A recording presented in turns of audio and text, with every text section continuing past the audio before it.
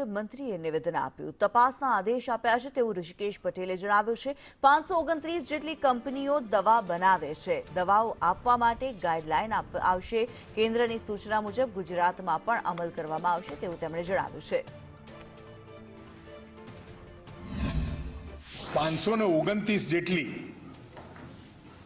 Exact આંકડો ખ્યાલ નથી, પણ 500 ઉપર આવી કંપનીઓ જે કફ સિરપ બનાવતી હોય એની તપાસના હુકમો પણ આપ્યા છે.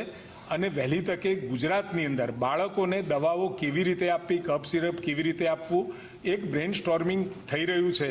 અને ટૂંકમાં ભારત સરકારે જે એડવાઇઝરી જાહેર કરી છે એના આધારે ગુજરાત પણ પોતાની એડવાઇઝરી જાહેર કરશે.